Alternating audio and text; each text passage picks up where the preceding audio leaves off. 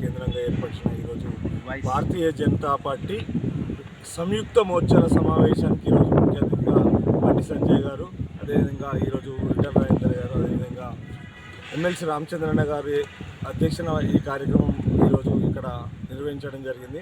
దీని యొక్క ముఖ్య ఉద్దేశం ఏంటంటే, దేశంలో జేపీ నడ్డా గారి అధ్యక్షతన ఈరోజు దేశవ్యాప్తంగా ప్రతి 6 సంవత్సరాలకు ఒకసారి భారతీయ జనతా పార్టీ యొక్క రాజ్యాంగం ఒక అంశం ప్రకారము ప్రతి 6 సంవత్సరాలకు ఒకసారి సభ్యత్వ నమోదు కార్యక్రమం జరుగుతుంది. గత 6 సంవత్సరాల కింద జరిగిన సభ్యత్వ నమోదు భారతదేశంలోనే అన్ని రాజకీయ పార్టీలతో కాకుండా ప్రపంచ దేశంలోనే అతిపెద్ద రాజకీయ పార్టీగా 19 కోట్ల సభ్యత్వాన్ని నమోదు చేసుకోవడం జరిగింది.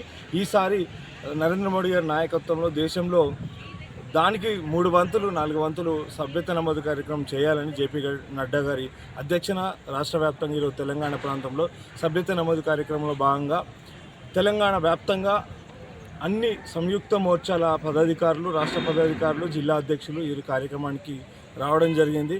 ముఖ్యంగా ఈరోజు యువమోర్చా తరఫు నుంచి భారతీయ జనతా పార్టీకి ఈరోజు మా అధ్యక్షుల వారు ఇచ్చిన సందేశం ఏంటంటే, రాష్ట్రంలో ఏదైతే యువతని గత 10 సంవత్సరాలుగా నెలకొల్పుతూ వస్తూ విద్యార్థి సమస్యలపైన నిరంతరం పోరాడుతూ టీఎస్పీఎస్సీ నోటిఫికేషన్లే కావచ్చు, గ్రూప్ 1 గ్రూప్ 2 నోటిఫికేషన్లే కావచ్చు, కానిస్టేబుల్ విద్యలో కావచ్చు, ఏదైతే ఎరైజింగ్ వేకెన్సీ 1,67,000 నోటిఫికేషన్లు జాబ్ క్యాలెండర్ రిలీజ్ చేయాలనే విషయంలో కావచ్చు, మా రాష్ట్ర యువమోర్చా నాయకులు 10 సార్లు పోలీస్ స్టేషన్లే కాకుండా జైలుకు పోయిన తరుణంలో కూడా ఈరోజు యువతని ఎక్కువ ఈ తెలంగాణ రాష్ట్రంలో ఒక యువత పక్షాన నిరంతరం పోరాడుతున్న ఏకైక యువ సంస్థ ఏదైతే ఉంది అంటే అది భారతీయ యువమోర్చాని గర్వంగా చెప్పగలుగుతున్నాం. అందుకే మా అధ్యక్షుల సమక్షంలో మేము ఇవాళ రాష్ట్ర పార్టీకి 5 లక్షల మందికి మేము సభ్యత్వం నమోదు చేస్తామని మాట ఇవ్వడం జరిగింది. దానికి చాలా సంతోషంగా భావిస్తూ ఉన్నాము.